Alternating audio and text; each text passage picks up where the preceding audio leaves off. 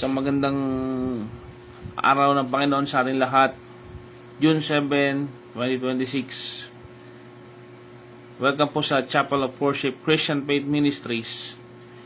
Ito po ang inyong programa sa online na iniimbitahan po lahat na sumama sa pagsamba sa ating Panginoon. Inimbitahan ko po kayo sa pananambahan. Any prayer suggestion, any prayer request, worship song na inyong gusto pong awitan po natin.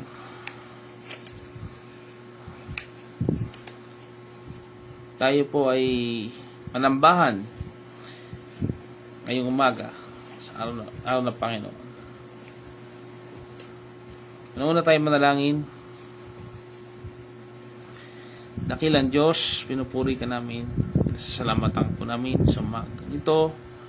Tagpuin niyo po ang bawat isa sa amin. Malapit sa inyo upang manambahan sa Espiritu at Katotohanan. Idinadalangin ko po ang mga kapatiran sa iba't ibang dako ng lugar. Kinakamusta ko po kayo mga kapatid sa Panginoon. Sa pamamagitan ng pananalangin ito, inabot ko kayo sa pananalangin ito. Panginoon, dinadalangin ko po ang mga mananambahan sa pamamagitan ng online ministry na ito na inyong katagpuin. Tulungan niyo po kami na maglingkod sa inyo ng tapat. Tulungan niyo po kami na gamitin po itong ministry na ito upang marami pong makakilala sa inyo. Ingatan niyo po ang inyong lingkod, gabayan niyo po ako, kayo din po ang mga manonood. Tulungan niyo po kami maunawaan ang inyong mga banal na salita.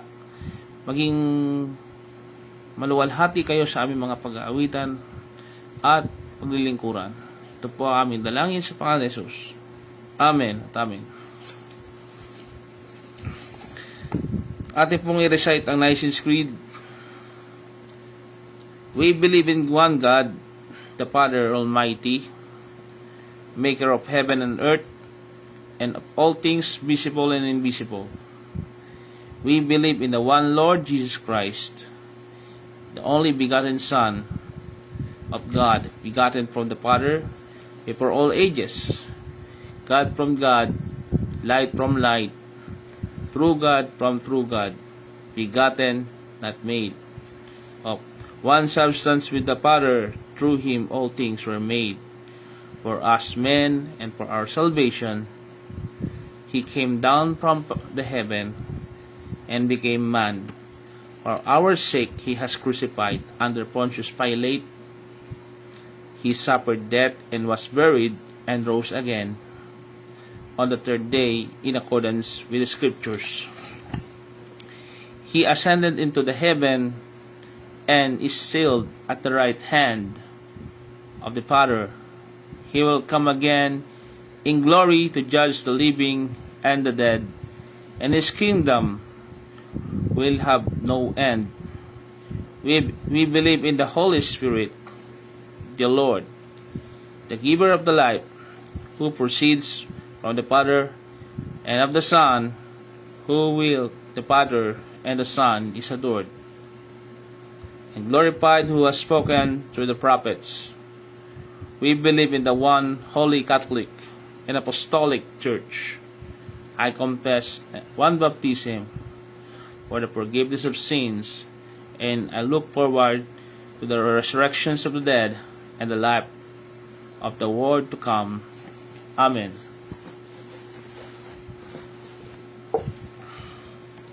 The Lord's Prayer.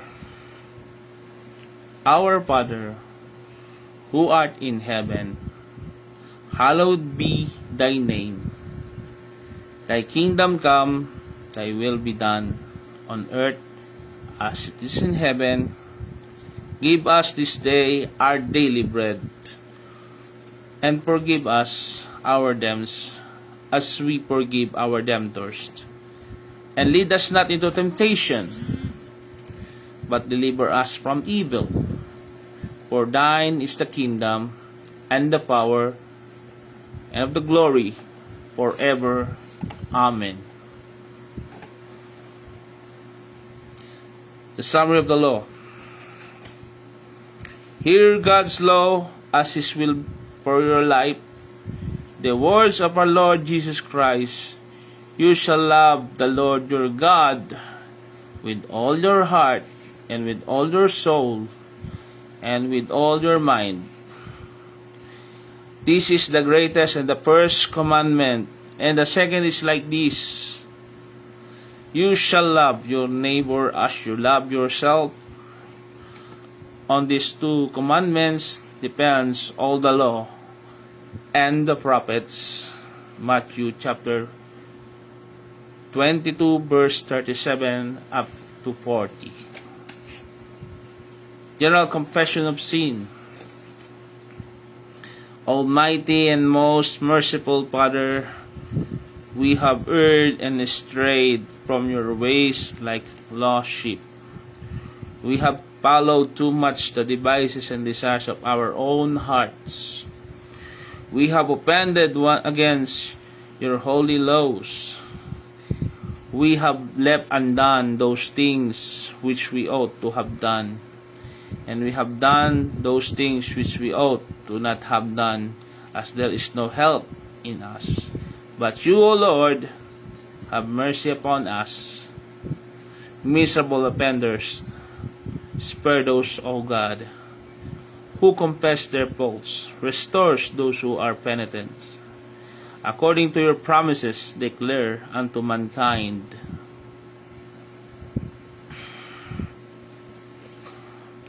According to your promises, declare to the mankind in Christ Jesus our Lord, and grant, O merciful Father, for His sake, that we may hereafter life a godly, righteous, and sober life to the glory of your holy name. Amen.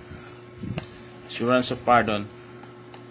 If we say we have no sin, we have deceived ourselves, and the truth is not in us.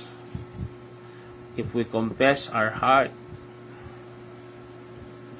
sins, He is faithful and just to forgive us our sins and to cleanse us from all unrighteousness.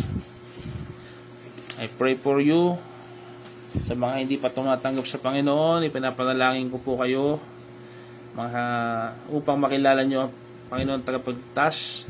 Ihanda po natin ating puso't isipan upang tumanggap sa Panginoon sa pagsisisi ating mga kasalanan. Samahan niyo po ko sa pananalangin upang tanggapin ang Panginoon. Dakilang Ama, Kayo po ay nasa langit, kayo po ay nasa walang hanggan, pinapupurihan ka namin, pinasasalamatan ka po namin ngayong gabi nito, kung saan ang mga nakikinig sa anumang panahon, sa anumang oras na aabot ng itong video na ito, recordings na ito, o sino man makakapakinig ng programang ito sa anumang panahon, dinadalangin po namin sa inyo, Ama, na nawa, Panginoon, ang banal na Espiritu ang kumilos sa kalagitnaan po namin upang mangusap sa Kanya. Ama, nasa langit, sa ngalan ng inyong anak si Kristo, ako po ay nagkasala sa inyo, naiisip, nagawa, sinasadya man o hindi. Mga bagay na hindi ginawang mabuti at mga bagay na sinasadya. Nawa, Panginoon, patawarin kami sa aming mga sala. Ininadalangin ko po, Ama, sa inyo ang kaloob ng kapatawaran sa mga nakikinig nito. Patawarin sila sa kanilang mga kasalanan. Tanggapin kanila, Panginoong Jesucristo, bilang kanilang Panginoon at tagapagligtas ng kanilang mga buhay. Ito po ang aming sinasamo at pinapanalangin, ang kaligtasan at buhay na walang hanggan. Sa ngalan ng Ama, Anak at Espiritu Santo. Amen. Sumayin niyo pagpapala at ang mga anghel sa langit ay nasisiyahan sa mga tumanggap kay Kristo bilang kanilang Panginoon at tagapagligtas. Anuman ang inyong mga dinagdadaanan sa buhay, anuman ang ating dinadanas, sakit, karamdaman, o anumang nararamdaman natin, ay pagsusulit natin sa Panginoon, anumang ginawa natin sa mundong ito. Tiniimbitahan ko po kayo na yung mga tumanggap po ay you are free to approach any Christians to make your baptism. Kung ano po ay maaari po natin i-assist kayo upang kayo mabautismuhan kung kayo tumanggap kay Kristo bilang siya ay Panginoon, bilang siya ay tagapagligtas ng inyong mga buhay. Sapagkat totoo po ang impyerno, totoo po ang kapahamakan sa buhay na walang hanggan, may mili pa tayo, kapahamakan o buhay na walang hanggan, kapiling ang ating mahal na Diyos, kapiling ang mga mahal natin sa buhay, na kung saan na kung tayo maliligtas, kung tayo maawa sa atin ng Panginoong Diyos, magkakamit tayo ng buhay ng walang hanggan sa pamamagitan ni Jesus. Tayo po ay magawitan, magbigay ng awit sa Panginoon, sa sumamba sa Panginoon.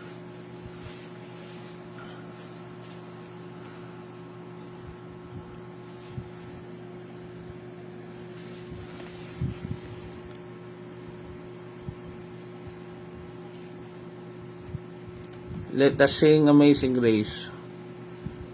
Samahan niyo po ako sa pag-awit, pagpupuri sa ating mahal na Diyos.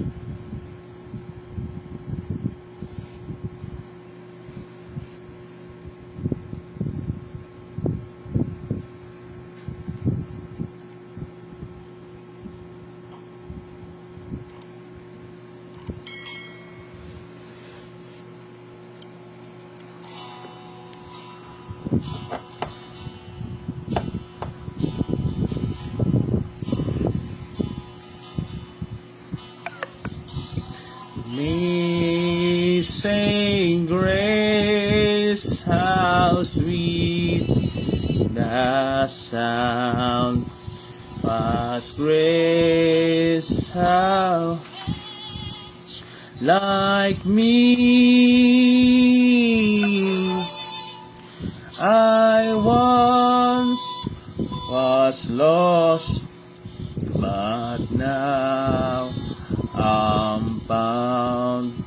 Was blind, but now I see. 'Twas grace that taught my heart to fear, and grace my peace relieve.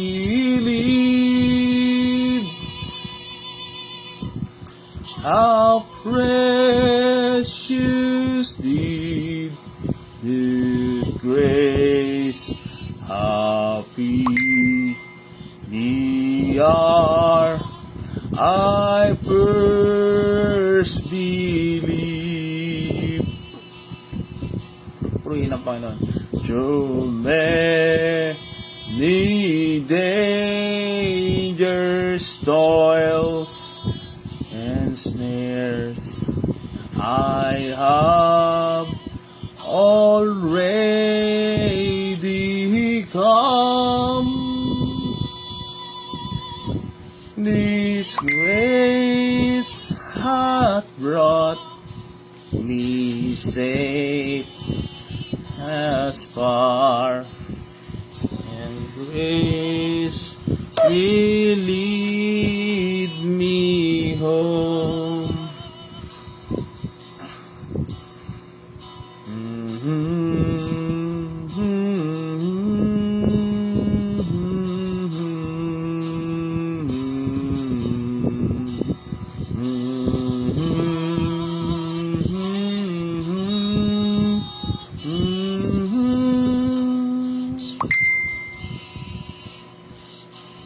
Lord, my hope secures. Hallelujah. He will my shield, man portion be, as long as life endures. And when this flesh and heart shall fail, and mortal light shall cease, I shall possess within the veil a light of joy and peace. When we've been there 10,000 years, bright shining as the sun, with no less days to sing God's praise than when we first begun.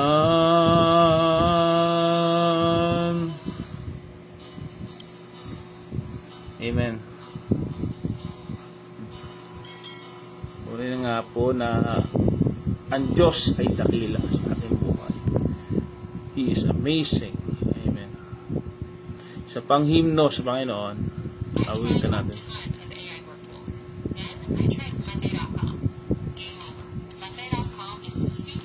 Blessed assurance.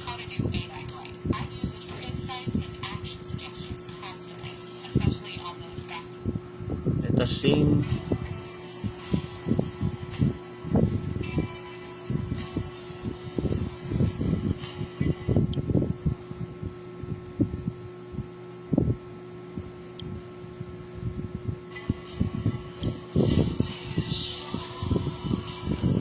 Jesus is mine.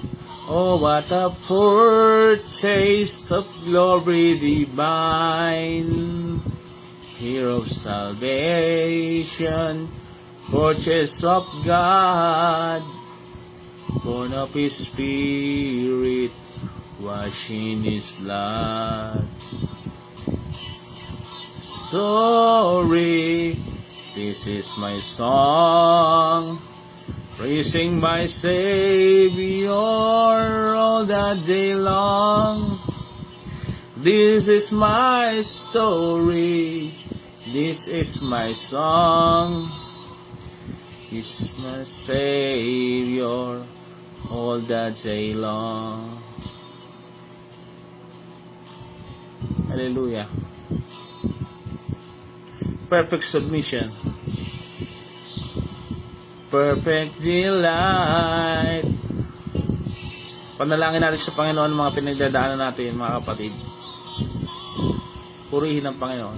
Angels descending, bring from above, echoes of mercy, whispers of love. This is my story, this is my song, praising my Savior all the day long. This is my story, this is my song, praising my Savior all the day long. Hallelujah. Perfect submission, all is at rest. I in my Savior, I'm happy and blessed.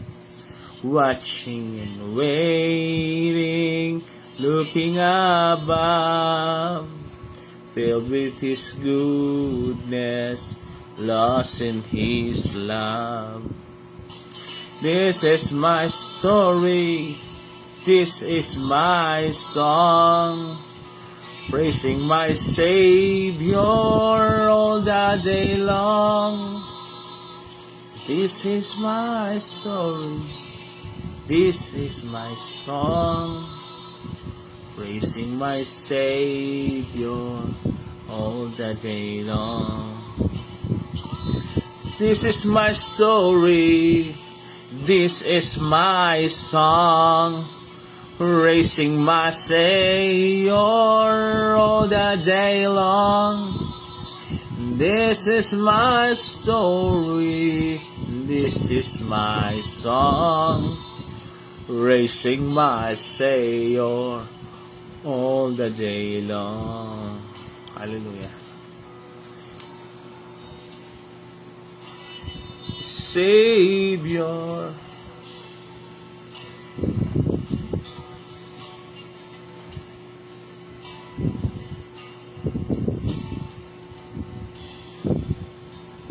Let us sing Old Ragged Cross.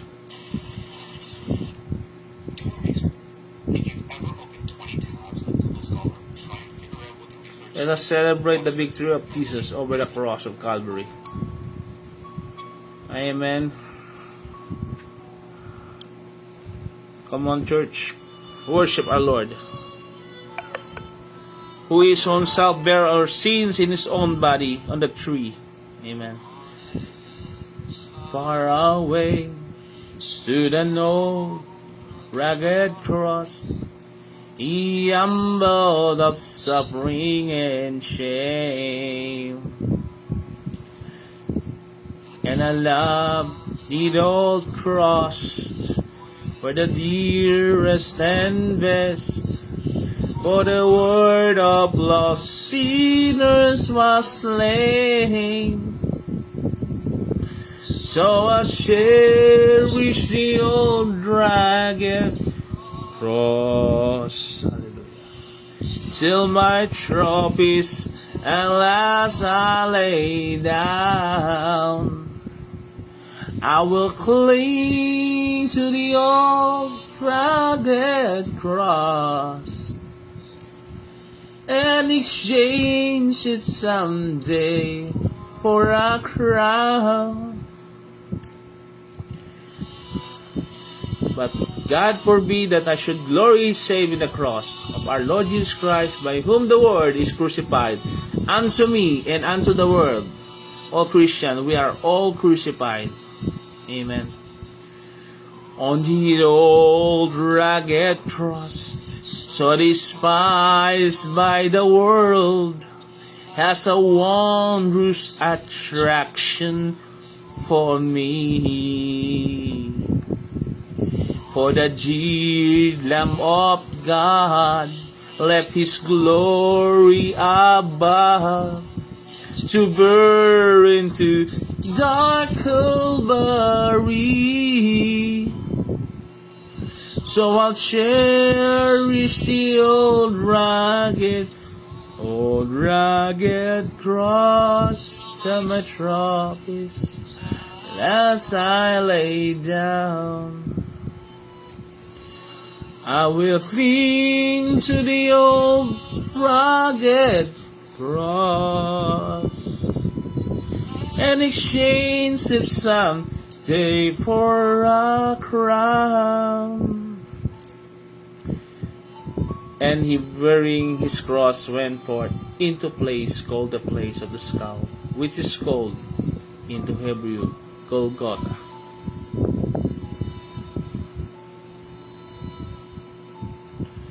In the old rugged cross, stained with blood so divine, a wondrous beauty I see.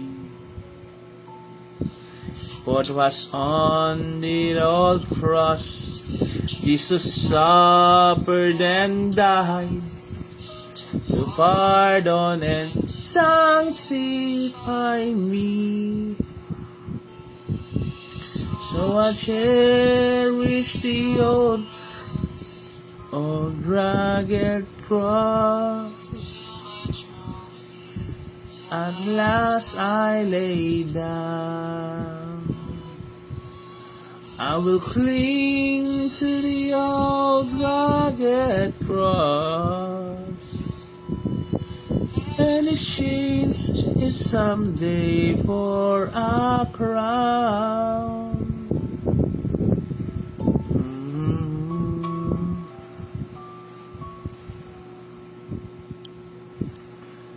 And exchange it someday for a crown.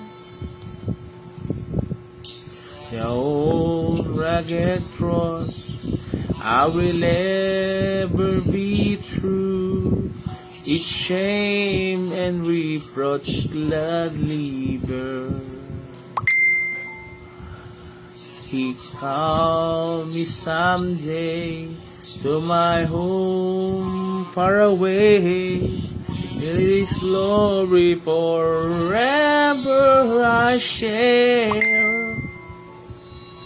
So I cherish the old rugged cross till my trophies at last I lay down. I will cling to the old rugged cross and exchange it someday for a crown.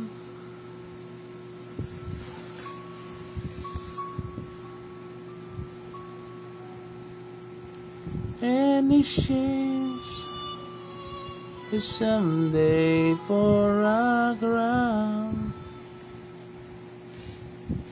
My work is easy because I use ClickUp. Here's how I keep track of all my tasks. I start by brain-dumping everything I need to get done.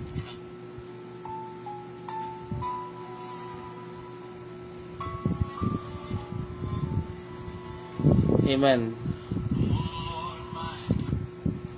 Let us sing how great thou art.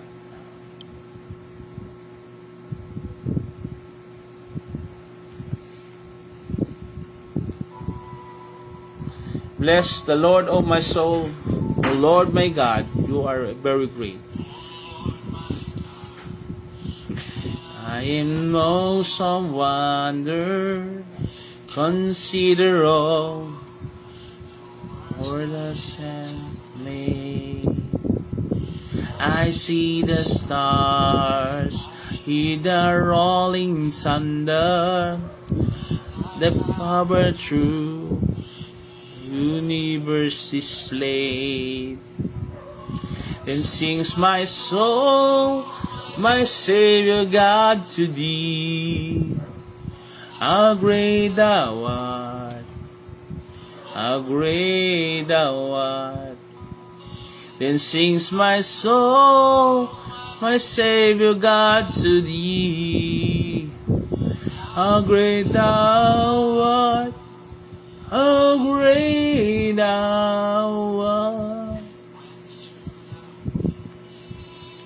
Forests, glades, and wonders, and hear the birds sing sweetly in the tree. And I look down from lofty mountain grandeur. I hear the grove and feel the gently breeze. Then sings my soul, my Savior God, to thee. How great thou art, how great thou art. Then sings my soul, my Savior God, to thee. How great thou art, how great thou art. Who has measured the waters in the hollow of his hand, measure heaven with span uncalculated dust of the earth in a measure, weighed the mountain in scales and hills in a balance. Glory to God. He is great. Amen.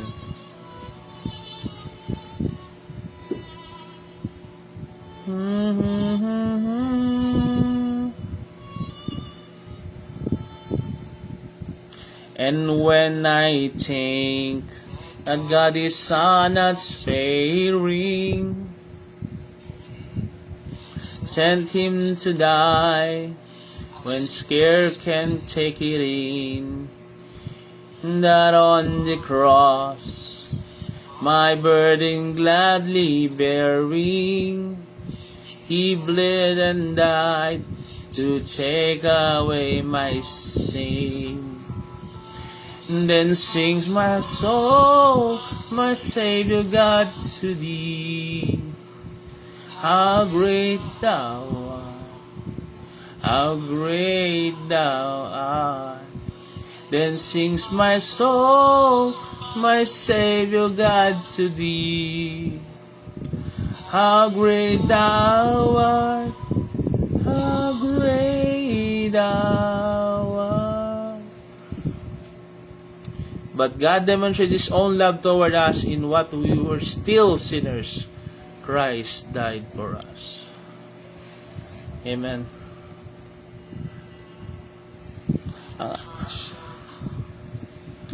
Shout of acclamation and take me home. What joy shall fill my heart? Then I shall bow in humble adoration, and there proclaim, my God, how great thou art. And sing my soul, my Savior God, to thee. How great thou art, how great thou art. Then sings my soul, my Savior God, to thee. How great thou art, how great thou art. You are worthy, O Lord, to receive glory and honor and power, for you created things, and by you your things existed and were created. According to Book of Revelation.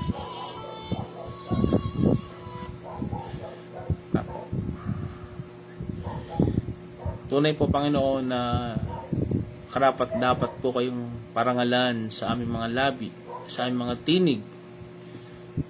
Karapat-dapat po kayong papurihan, kilalanin ng lahat ng nilalang, sapagkat kayo ang nag-iisa. Kayo po ang walang hanggan. Amen at amen. Pinapupurihan ka po namin.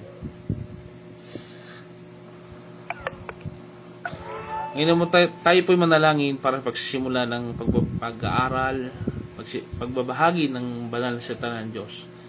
Dakilang Ama, maraming po salamat sa aming pagpupuri kanina na ginampanan po namin sa pamagitan ng mga himno, mga awiting espiritual, mga awitin ng mga unang Kristiyano upang papurihan kayo. Nawa po ay makita niyo po sa amin sa araw-araw ang pagpupuri at pagpapasalamat sa inyo. Nawa po masumpungan niyo po kami na palagi po kaming nagnanais na kayo'y kilalanin at kaluguran. Kayo lamang po ang aming dapat mahalin, ibigin at sampalatayanan. Kayo po ang aming Diyos, sinasamba ka po namin. Sa ngalan ng Ama, ng Espiritu Santo. Amen. Kayo po'y makinig ng banal na salita ng Diyos na nagmula sa banal na kasulatan, ang banal na Biblia, na may pinamagatang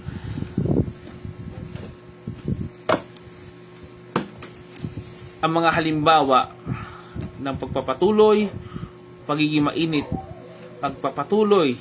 magiging mainit sa paglilingkod sa Panginoon. Sino-sino nga ba itong mga karakter sa Biblia na dapat natin gawing modelo o bigyan natin ng pansin upang ang mga katauhan nila, ugali nila po ay ating gayahin? Alam niyo po, isinulat ang banal na kasulatan dito. Kaya naman po ito nasulat ang banal na kasulatan upang magbigay sa atin ng halimbawa upang kung paano tayo manampalataya sa Diyos. Isulat po dito mga karakter o tauhan sa Biblia upang atin silang bigyan ng mga santo dito na nauna sa atin o mga banal upang ating bigyan ng pansin, pag-aralan at gayahin ang pamumuhay nila.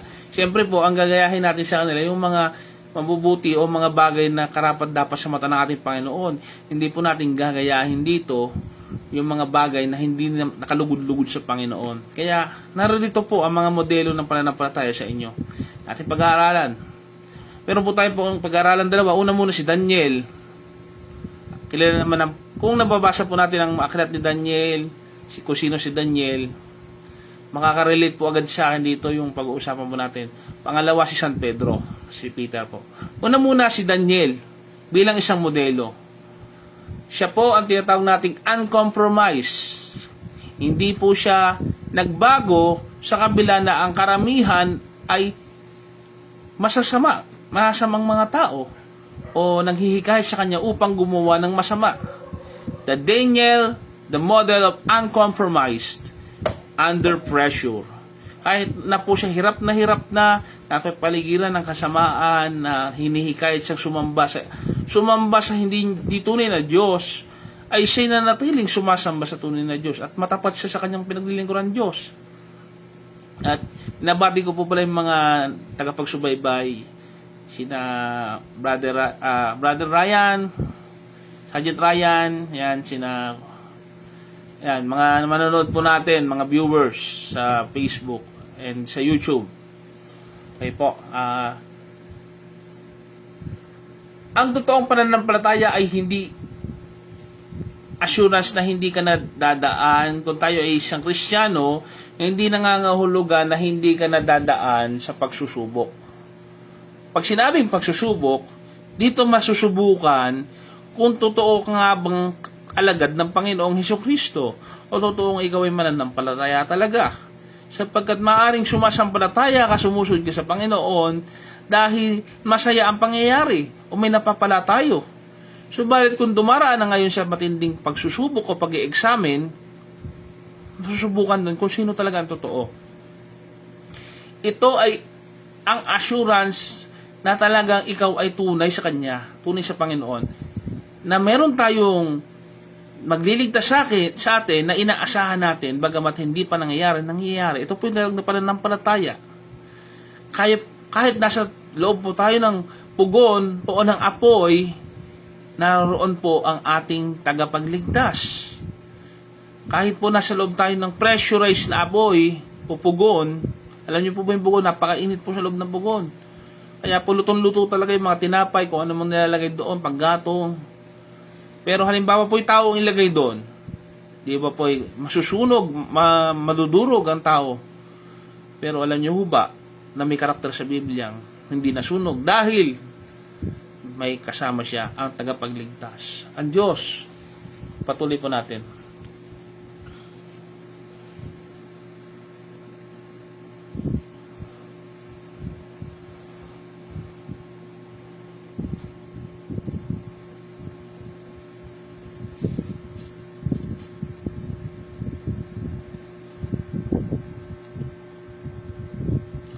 Si Daniel po ang ating pag-aaralan ngayon. Dahil siya po ay isang modelo na nakasulat po sa banal na kasulatan. Mababasa po natin ang teksto po natin sa Daniel, Kabanata 3. Basahin po natin sa aklat ni Daniel. Sa Lumang Tipan,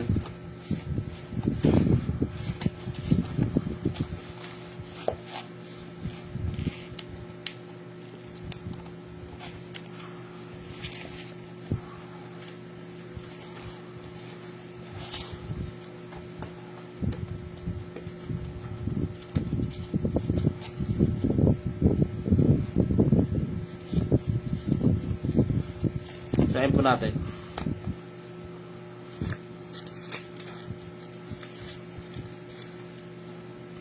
Daniel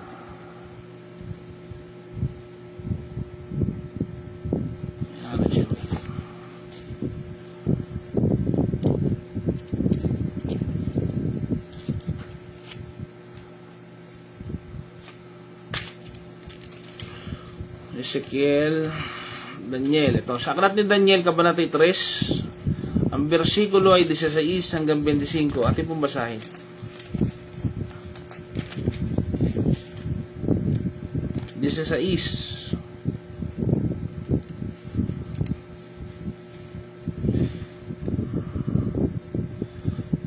Basahin po natin. Sinabi ni Shadrach, Meshach at Abednego, mahal na Haring Nebuchadnezzar, wala po kaming masasabi sa inyo tungkol sa bagay na ito. Gawin ninyo kung iyan ang gusto ninyo. Ang Diyos na aming pinaglilingkuran ang magliligtas sa amin sa naglalagablab na pugon at mula sa inyong kapangyarihan. Kung hindi man niya'y kami iligtas, hindi pa rin kami maglilingkod sa inyong mga Diyos, ni sasamba sa mga rebultong ginto na pinagagawa ninyo. Dito na po yung inihagis yung tatlo po, na siya naglalagablab na pugon. Namula ang mukha ni Haring Nebuchadnezzar sa tindi ng galit kina Shadrach, Meshach at Abednego. Nagalit po ang pinuno o yung hari. Kaya inutos niyang painitin pa ang 7 ulit ang pugon. Inutusan din niya ang ilan sa mga pinakamalakas niyang kawal. Nagapusin sina Shadrach, Meshach at Abednego. At hinahagis sa naglalagablab na pugon. Ginapos nga sila nang hindi na nila inalis ang damit, ang panloob at panlabas, turbente at iba pang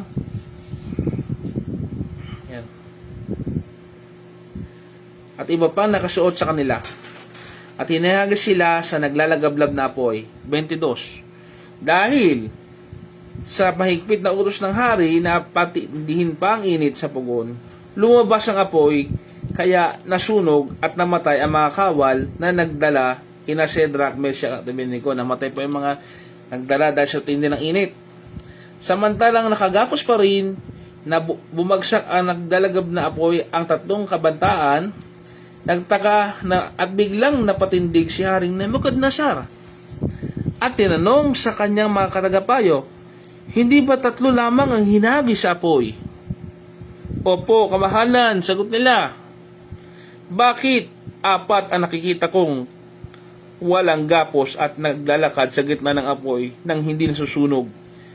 At ang tingin ko sa ika-4 ay parang anak ng mga Diyos. Palain po ang pagbasa po ng banal na salita ng Diyos. Nakita po natin ang pagtulong o pagliligtas ng Diyos sa kanila. Sinamahan po sila sa kanilang pagsubok. The pressure of the cultural fire, yung tinatawag na pugon, Daniel chapter 3 verse 16. The demand to conform. Pinipilit ni King Nebuchadnezzar ang lahat na lumuhod sa Diyos, Diyosan. Sa mga hindi totoong Diyos to, Diyosan. Ngayon, grabe rin ang pressure ng mundo ngayon para mag-compromise tayo sa mga biblical truths o katotohanan ng Biblia.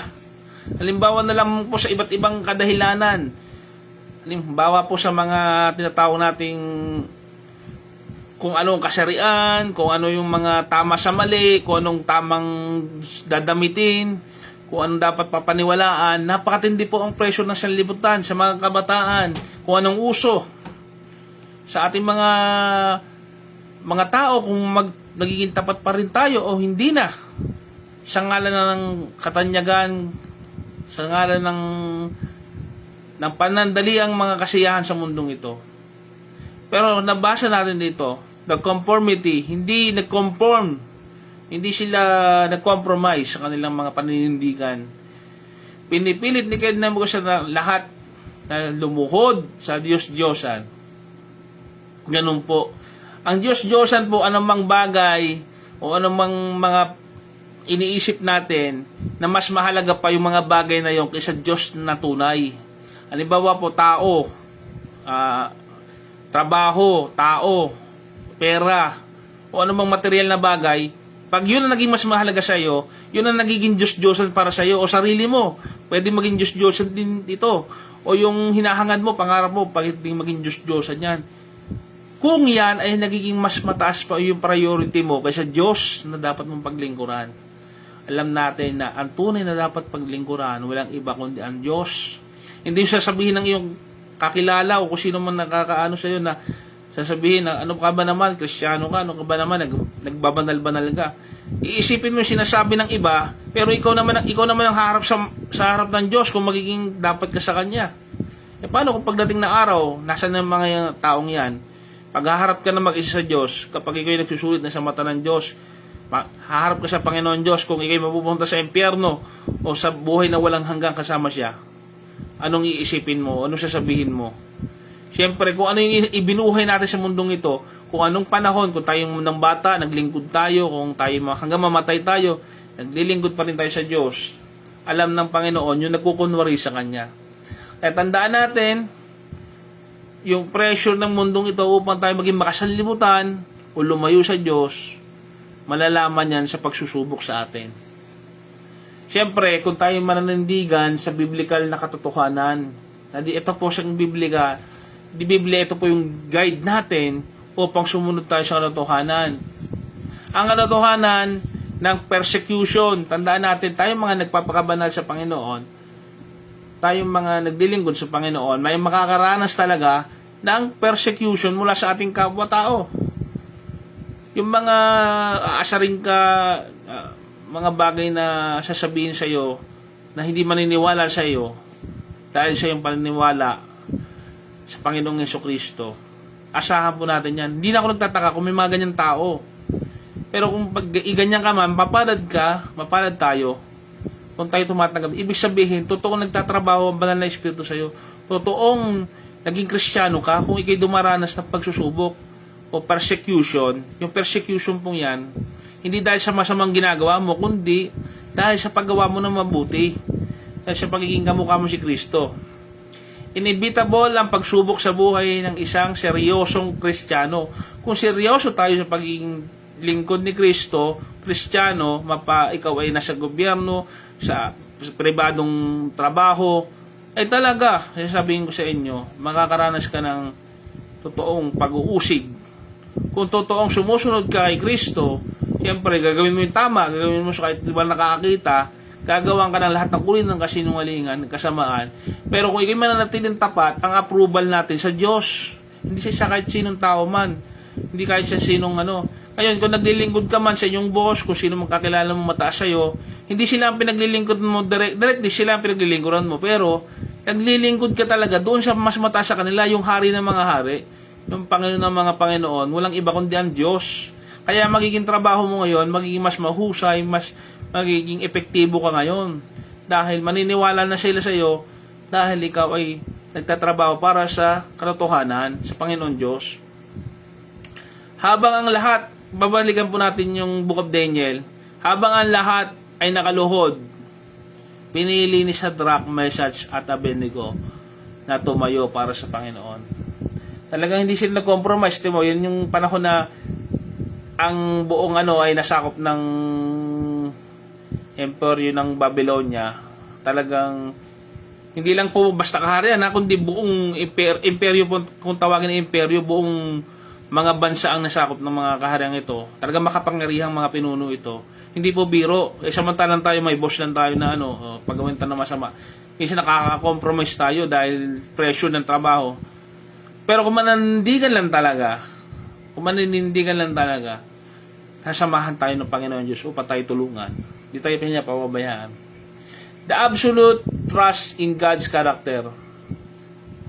Yung character dapat natin naka-align sa pinaglilingkuran natin Diyos. Doon nila binabasa yung ating Diyos na kung sinong Diyos yon.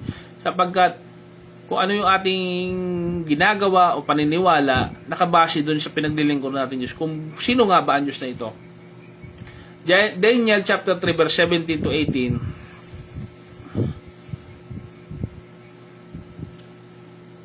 Mababasa natin sa binasa natin kanina.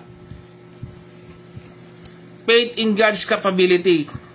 Kayang-kaya kaming iligtas ng Diyos. Diyos lang ang nagliligtas sa atin. Alam nating powerful ang Panginoon sa kahit anong sitwasyon sa buhay natin. Ang kapangyarihan ng Diyos ang makapagnanaigos. God's sovereignty ang makapananaig sa atin.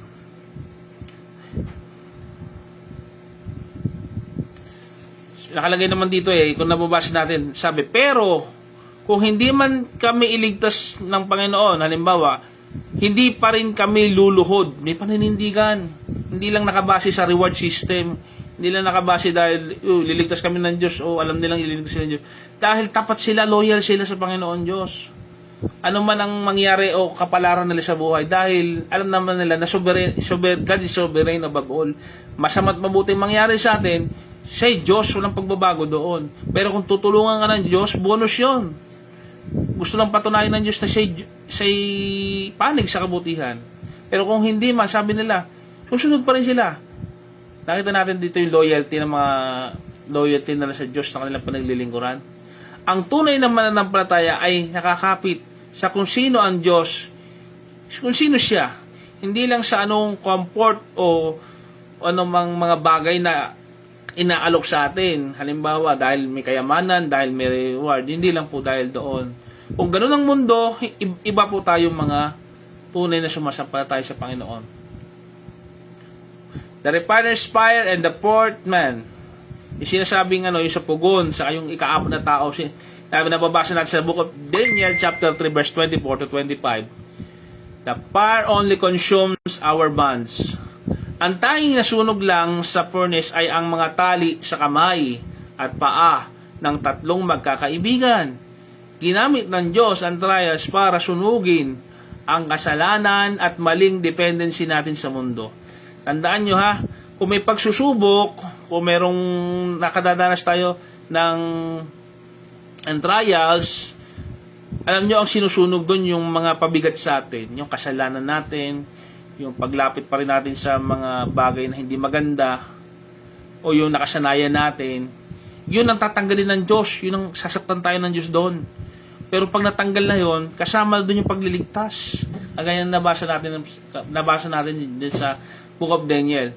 The companion in the conflict, nakita ni Nebuchadnezzar na may mga pang-apat pang lalaki. Yung hari, nakita niya. Naka-show yung hari kung nasusunog nga ba yung tatlo Pero meron kasama yung ikaapat na lalaki. Sabi ng mga scholar, yan daw po walang iba kundi ang Panginoong Hesukristo na sumama sa kanila. At kamukha niya ang anak ng Diyos, sabi ng hari. Walang iba kundi si Hesukristo o ang Diyos. Sabi ng ang mga nag-aral na malalalim diyan. Pero ako naniniwala din po na talagang ang Diyos umama sa kanila, sa kanilang mga paghihirap. Hindi tayo iiwan ni Jesus kapag may problema tayo. He stepped directly into our pain. para samahan at ingatan tayo. Hindi lang po nakikiramay siya o ano, talagang sasamahan tayo ng Panginoon Diyos sa ating mga problema, sa ating mga pinagdadaanan. Tandaan natin, kagaya ng na pag-aralan natin yung Footprints in the Sand. Kung alam niyo po yung poem na yun, na hindi siya iniwan talaga ng Diyos eh. Akala niya lang iniwan siya, pero yung pala, kinarga na siya ng Panginoong Diyos. Akala kasi lang natin na iniiwan tayo ng Diyos, hindi natin nalalaman na tayo ay pinoprotektahan ng Diyos laban sa ating sariling kasamaan at sa kasamaan ng mundong ito. Kaya kailangan lang po natin ng mata ng pananampalataya upang makita mga ito. The testimony born of the flame, Daniel chapter 3 verse 28 to 29. A witness to the lost dahil sa faith ni na Shadrach, Meshach at Abednego, napilitan ang isang paganong hari na mag-praise, magbigay papuri, magbigay pagsamba sa tunay na Diyos. Namangha siya eh. Namangha si Haring Nebuchadnezzar. Tunay kaya itong Diyos na to. Niligtas sila sa kasama. Ibig sabihin kahit yung mga hindi naniniwala sa atin, yung mga ibang pananampalataya dyan, yung ibang ano dyan, kapag nakita nila yung resulta mo, yung pagiging champion mo, at iningatan ka ng Diyos at tunay nagtagumpay ka, ay tunay nga na madadala mo sila. Madadala mo sila dahil di sila makapaniwala na ikaw pala nagtataglay ng tunay na katotohanan. Tandaan natin, ang buhay nito ay pansamantala lamang. Kung hindi man tayo magtagumpay dito, doon tayo sa kabilang buhay magkakaroon ng tagumpay. Kasama natin ang mga nagtagumpay, kapiling ang Diyos. Hindi ibig sabihin po, tayo namatay dito o tayo napahamak.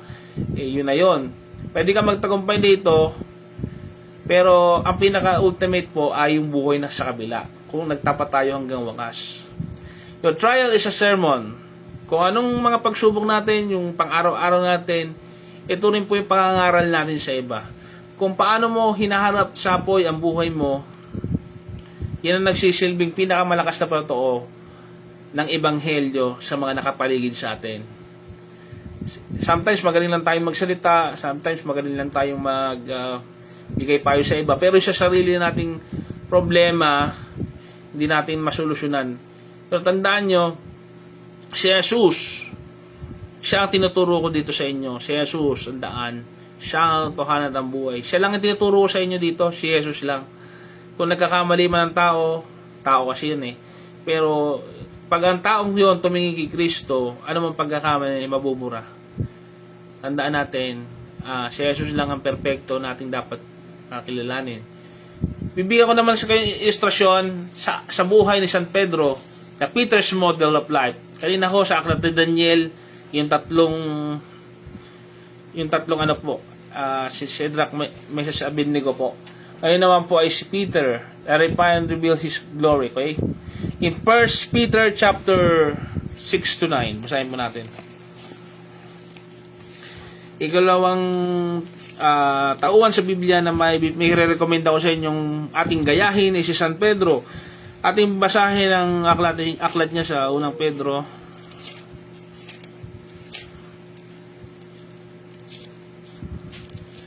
Unang Pedro, kabanatay 1.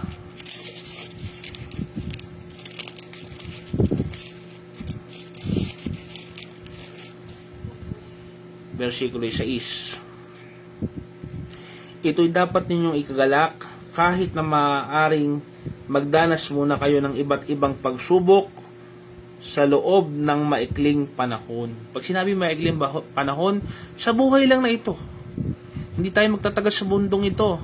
Pinakamatagal na po, siguro 80 plus years old. Wala dapat ipagmalaki ang tao. Kasi hindi naman tayo para mabuhay, wala hanggang dito sa mundo. Ang mundong ito'y pansamantala lamang, tandaan natin. Dapat daw tayong magalak sapagkat ang kagalakan natin, walang iba kundi yung kabilang buhay, yung langit. Kung tayo pipiliin ng Diyos, tayo magtatapat sa Kanya. Kung ano man pagsubok sa mundong ito, ikumpara mo sa walang hanggan sa kapilingan Diyos, kabilang buhay. Palagay nyo, anong pipiliin nyo? Kabilang buhay na walang hanggan? O sa pansamantalang mundong ito, magtatamasa ka ng kaginhawaan, ng kayamanan, pero maikli lang ang buhay mo, mamatay ka agad sa sakit, o kung anumang karamdaman, o anumang bigay ng Panginoon Diyos, mamatay ka agad. Nagtamo ka nga ng kayamanan. Ano ka nga ng ano dahil sa kasakiman mo. Umangat ka man, ang dami mo naranasan sa mundong ito. Pero kukunin ng Diyos ang buhay natin. Ano magagawa natin, di ba? Pero kung tayo nagtapat, sumunod tayo sa utos ng Diyos, minahal natin ng Diyos, magkakamit tayo ng awa ng Diyos at magkakaroon tayo ng buhay na walang hanggan. Sabi ko nga sa inyo, kung matalino ka man, ipagkumpira mo na lang yung eternity sa kabuhay, yung eternity buhay na walang hanggan, yung buhay ngayon, hindi pwedeng ipagkumpira. Dahil bulang hanggan nga po yun eh. The diversity of this test. Sinabi ni San Pedro, na dadaan tayo sa iba't ibang uri ng pagsubok. Nalalaman si Pedro yun. Siya man mismo kasi sinubok, nagkamali, nadapa ang San Pedro. Pero kahit nagkakamali siya, patuloy siyang bumabangon. Patuloy siya nagsisisi, bumabangon. At nakita naman natin, naging leader siya ng church. Naging isa siya sa mga apostol. Pwedeng meron tayong kakulungan financially, hindi ko kulang tayo sa kwarta. Ngayon, emotionally drained tayo, malungkot tayo. Sa relationship, pwede may mga broken hearted dyan. O physically, hindi maganda pa ang katawan mo ngayon dahil kulang ka sa disiplina at kung ano mang naramdaman mo sa sarili mong sakit. Pero tandaan natin to, hindi man perpekto ang mundong ito, hindi man tayo perpekto. May perpekto talaga. Walang iba kundi si Kristo. Hindi man sabi natin, hindi tayo kagandahan, kagapuhan, pero merong mas tinitingnan ng Panginoon yung puso natin. Kilala ng Diyos ang bawat isa sa atin, ang puso natin, ang paghihirap natin. Walang random na basta na naging ganito. Lahat po yung nakaplano, lahat ay nakadesenyo. God has a plan and purpose for our life. Walang random na sinadya lang na nagkaroon tayo ng ganoon. Talagang lahat ng yan, alam ng Diyos. May intentional spiritual purpose ang bawat pagluha natin. Naranasan natin pighati sa buhay. Tandaan natin, yung mga nauna na sa ating nabuhay na tao, dumanas din ito. Pero alam naman natin na kukunin lahat tayo, diba? Wala nang matitira ditong bagong henerasyon na naman. Tayo pansamantalang dadaan lang sa buhay na ito. Ito'y proseso lamang ang pagiging tao natin dito sa mundong ito. The process of refinement in 1 Peter chapter 1 verse 7. Ang ginto, sabi nito yung gold, ang ginto bagamat nasisira ay pinapadaan sa apoy upang malaman kung talagang dalisay. Gayon din naman ang inyong pananampalataya na higit na mahalaga kaysa ginto at sinusubok upang malaman kung ito'y talagang tapat. Sa gayon, kayo'y magpupuri, dadakilain at pararangalan sa araw na mahayag si Heso Kristo. Pag nahayag ang Panginoon sa takdang panahon na paghahari niya, masasama po tayo doon sa pararangalan kasama ng bugtong na anak. We are more precious than gold. Sabi. Ang ginto ay mahalaga pero nasisira din sa katagalan. Pero ang pananampalataya o eternal value, yung hindi nabibili ng pera na madadala natin sa kabilang buhay, yun po ang minimithi natin. Yun yung hindi yung makalupang karangalan na pansamantala po. Tuloy po natin.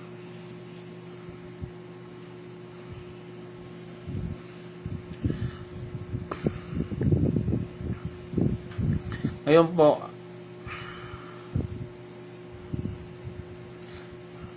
nabasa naman po natin yung kay talaga pong daranas ng pag-iinit, talagang daranas ng paghihirap. Pero yun ay pansamantala lamang. Tandaan natin, ang paghihirap sa mundong ito ay pansamantala lamang.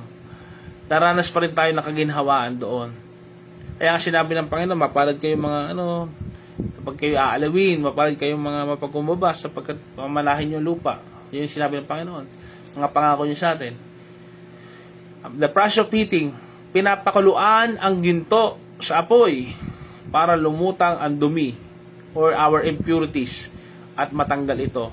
Talagang nire-reveal, talagang nagkakaroon ng confession, talagang iwinawaksi ang kasalanan upang maging maganda ang ating pagkatao. Kasi yun ang gusto ng Panginoon, busilak tayo eh. Gusto ng Panginoon talagang magkaroon tayo ng fellowship sa Kanya. Ang ating goal, sinusubok ng Diyos ang faith natin hindi para sirain tayo, para tayo saktan, hindi, kundi para patunayan na totoo ito. Totoo talaga ang pananampalatayang ito. Para gawin tayong spiritually na mature o matatag na sa spiritual, pagiging hindi parang bata na bago-bago ng isip, kundi tuwid at may paninindigan sa pananampalataya natin.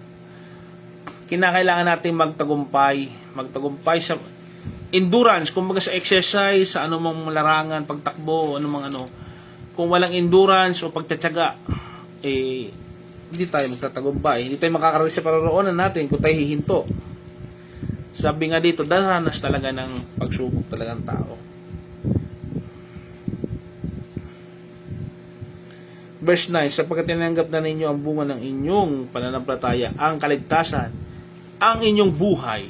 Yan. Yun yung gantimpala sa atin, magkaroon ng buhay na walang hanggan. Magkaroon ng makasama natin ng Diyos. Yun ang goal natin. Sa dulo ng finish line, makakasama natin ng Diyos. Na luluwalhati natin, pupurihin natin sa walang hanggan. At habang nasa mundo na tayo, ang pagbabalik ng walang iba ng ating Panginoong Jesucristo. Kung aabutan tayong buhay pa tayo, babalik po ang Panginoon. At siyempre, yung mga tapat kay Kristo, matutuwa. Paano yung mga hindi tapat kay Kristo? Yun yung mga kawawa naman dahil hindi sila naging Kristiyano, hindi sila naging tapat kay Kristo, babalik pa naman ang Panginoong Hesus sa tamang panahon, yung ating Master. 10 sin Savior. Dahil sa apoy, natuto tayong lumakad sa pananampalataya at hindi sa pamamagitan ng mga nakikita ng mata.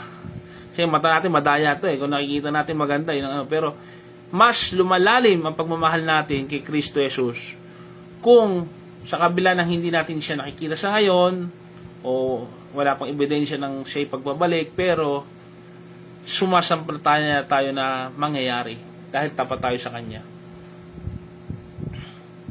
The outcome of faith, ang kaligtasan ng ating kaluluwa at ang kumpletong tagumpay sa piling ng Ama. Yan. Yung katagumpayan namin, sana makamit nyo rin. Sana magkaroon din kayo ng buhay na walang hanggan, yung mga hindi pa nakakilala sa Panginoon. Ngayon po, suriin natin ang puso natin. Tayo ba may pananampalataya na?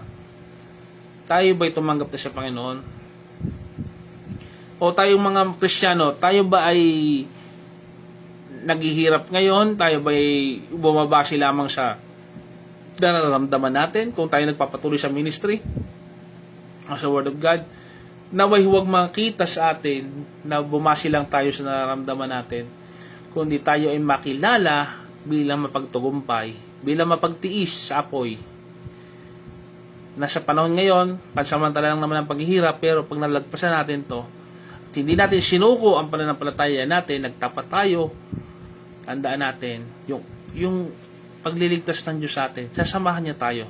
Agaya ng nauna natin binasa sa buhay ni Shadrach, Abednego, ng 3 po. Sa Book of Daniel, ngayon kay St. Peter, kung saan kahit na siya ay nagpapatuloy, kahit ganyan kahirap, nagpatuloy siya. Iniimbitahan ko po kayo na tumanggap sa Panginoon at kumilala sa Panginoon.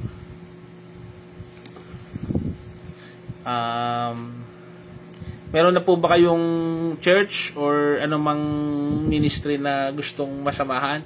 Welcome po kayo sa Chapel of Worship Christian Faith Ministries. Ito po ang ministry na kung saan i-guide po namin kayo sa pananampalataya.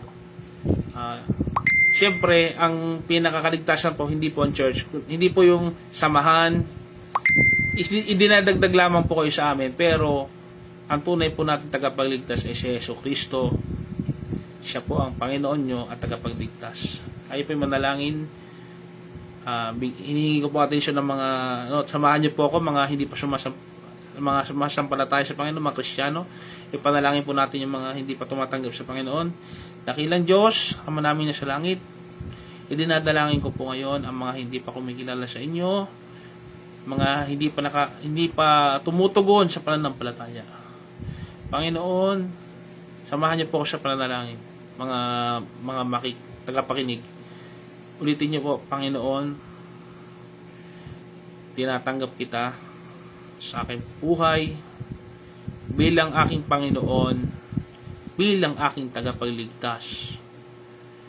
Tulungan niyo po akong sumunod at makilala kayo sa araw-araw sa abang ako'y nabubuhay sa mundong ito. At nawa, ipagkaloob niyo sa amin ang buhay na walang hanggan na binayaran ni Kristo sa krus.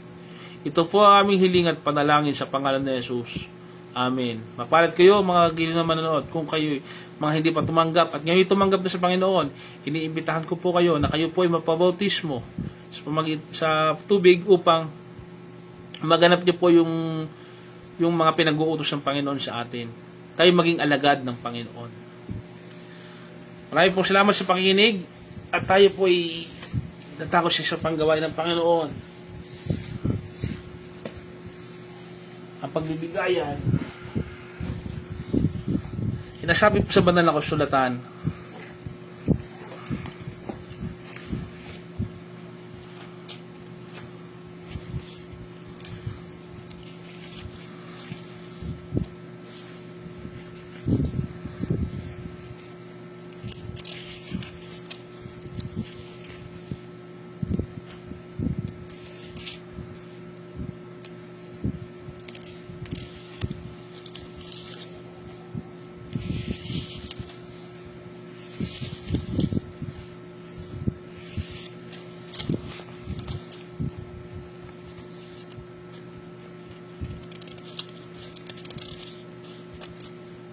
sibusay sa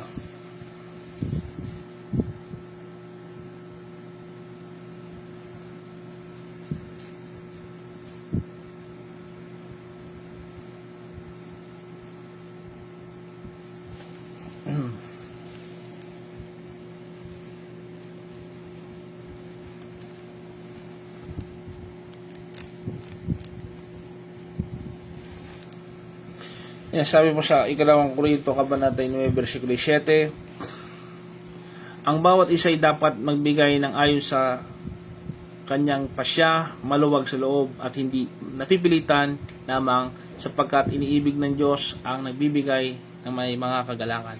Mga kapatid sa ministeryo, at tayo po ay magkaloob upang magamit sa ikalalawak pa ng gawain dito sa lupa ng ating Panginoon.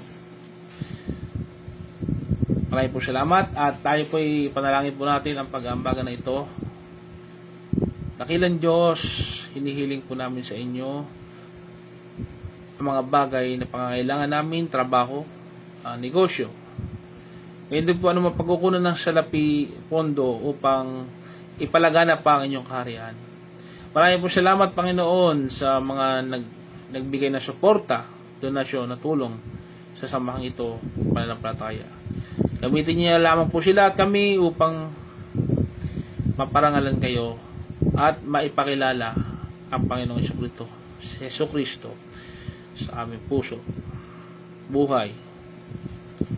Balayan niyo po ang mga nagkaloob nito sa Panginoon Jesus. Amen. Maraming po salamat. Kayo naman po idadako sa panggawain ng Panginoon ang banal na dulang at pong awitin.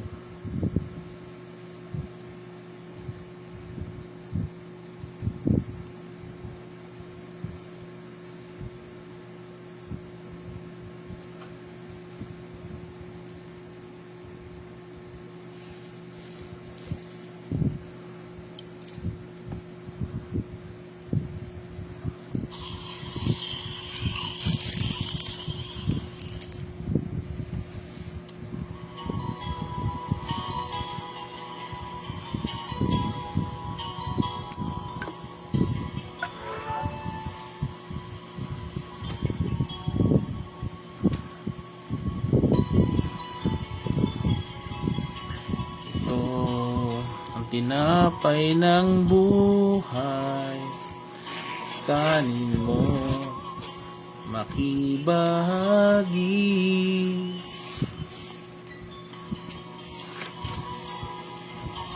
ng buhay, kanin mo iisa. Yan ang katawang binayubay upang ikaw ay mabuhay. Yan ang katawang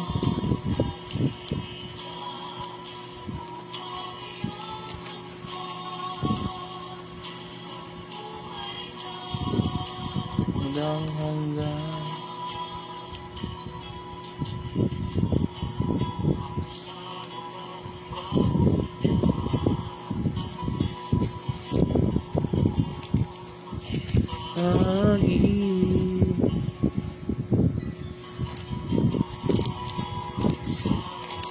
bagong tipan. Isa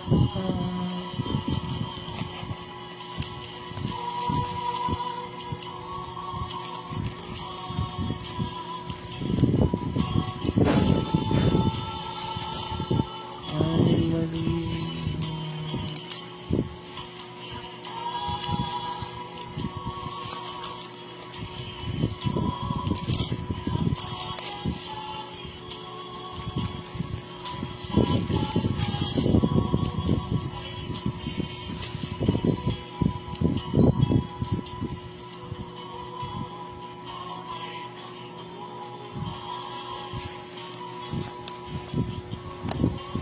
Ang sarulang bagong tipan.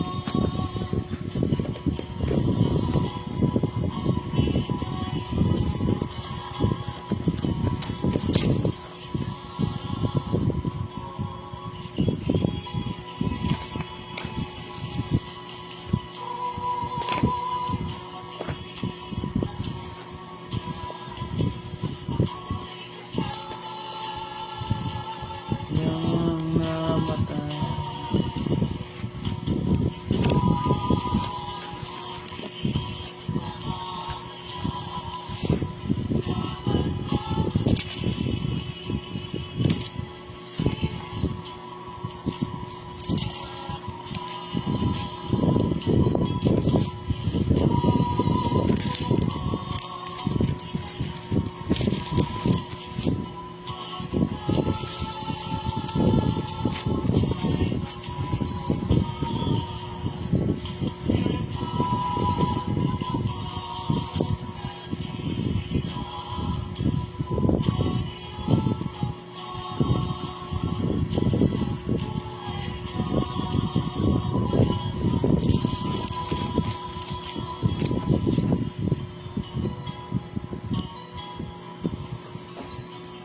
Di ba basahin sa banal na kasulatan?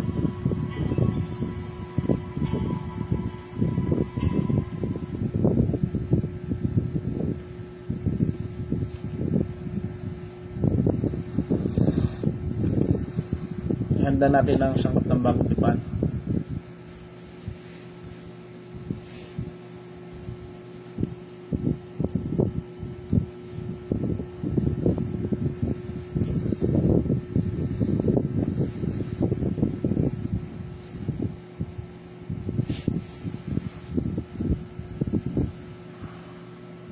Basahin natin sa unang unang sulat ni Pablo sa mga taga-Korinto 11, ang bersikulo 23 hanggang 29. Ito ang katuroang tinanggap ko sa Panginoon at ibinibigay ko naman sa inyo. Nung gabing siya'y pagkanulo, ang Panginoong Hesus ay dumampot ng tinapay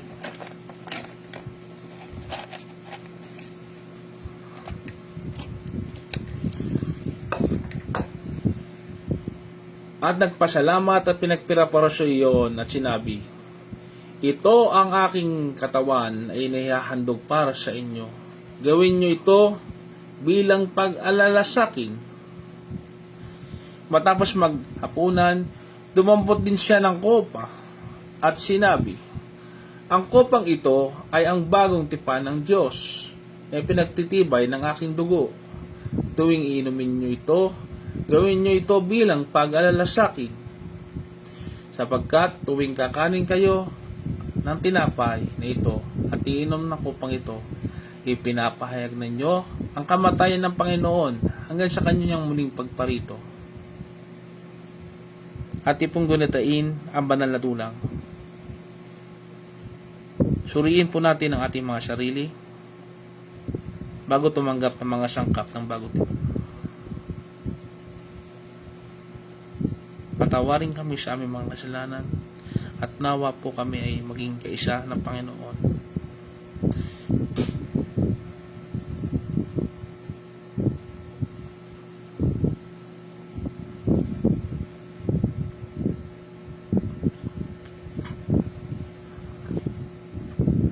Tapos ng bago.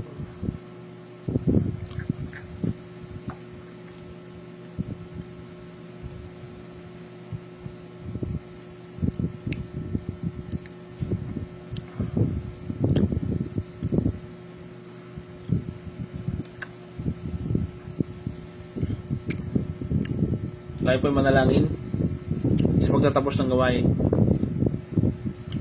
Dakilang Ama, pinupuri ka namin, pinasasalamatan po namin. Marami pong salamat sa mga bagay na aming natutunan.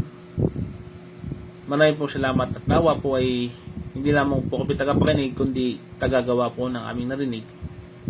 Samahan niyo po kami palagi sa aming paglalakbay at huwag kaming hayaan maligaw ng landas, huwag kaming hayaan mapahamak. Gabayan niyo po ang bawat isang Kristiyano, ang bawat tagapakinig po dito ay inyong gabayan sa pamamagitan ng Banal na Espiritu. Kami po ay nagpapasalamat sa inyo. Ito po ang aming hiling at panalangin sa ngalan ni Jesus. Magpalain nawa kayo, umayo kayo at bigyan ng kapurian ng Panginoon sa pangalan ng Ama, Anak at Espiritu Santo. Amen at Amen.